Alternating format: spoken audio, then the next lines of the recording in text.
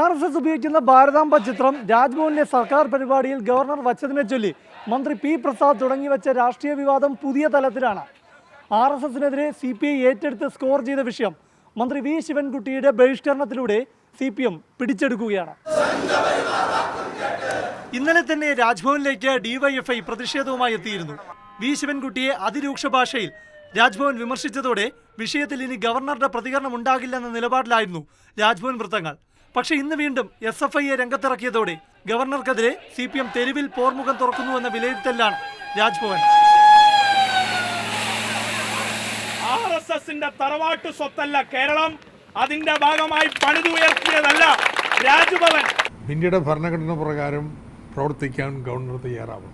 CPM RSS ബാന്ധവം സജീവ ചർച്ചയായിരിക്കെ ഭാരതാംബ വിഷയത്തിൽ മേൽക്കൈ നേടാൻ CPM രംഗത്തിറങ്ങിയതിനാൽ CPIയും വീര്യം കുറയ്ക്കുന്നില്ല.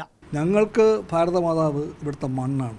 ഒരു ഗവർണർക്ക് വഴികാട്ടിയാക്കേണ്ടത് സ്വയംസേവക ജീവിതത്തിലെ ബഞ്ച് ഓഫ് തോട്ട്സ് ആണോ അതോ ഇന്ത്യയുടെ ഭരണഘടനയാണോ എന്ന് അദ്ദേഹം തീരുമാനിക്കണം. ഭാരതാംബയ്ക്കെതിരെ ഒരു ചോദ്യവും അനുവദിക്കില്ലെന്ന് ഇന്നലെ ഗവർണർ വ്യക്തമാക്കിയതിനാൽ ഇനി തുടർ നിലപാട് എന്താകും? രാജ്ഭവൻ വൃത്തങ്ങൾ പറയുന്നു, മന്ത്രിമാരുടെ അടക്കമുള്ള ഭരണഘടനാപരമായ സത്യപ്രതിജ്ഞാ ചടങ്ങിൽ നിലവിളക്കും ഭാരതാംബ ചിത്രവും ഉണ്ടാകില്ല.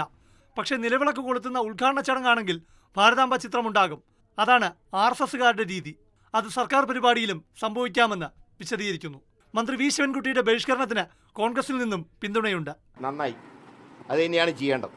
പക്ഷേ മുഖ്യമന്ത്രി ഒരു കാര്യം ചെയ്യണം, ഈ ഒളിച്ചുകളി അവസാനിപ്പിച്ച് ഗവർണർക്ക് ശക്തമായിട്ട് കത്ത് നൽകുക. ഗവർണർ തിരികൊളുത്തിയ ഭാരതാംബ ചിത്ര വിവാദം RSS ആഗ്രഹിച്ചതാണ്. RSS ഒരുക്കിയ കെണിയിൽ രാഷ്ട്രീയ എതിരാളികൾ വീഴുകയും ചെയ്തു.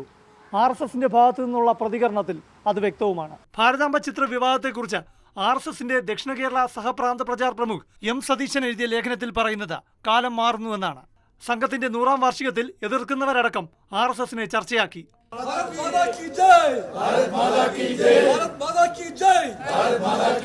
ഭാരതാംബയെ എതിർക്കുന്നവർ ഭാരത് മാതാ കി ജയ് വിളിക്കുന്നു.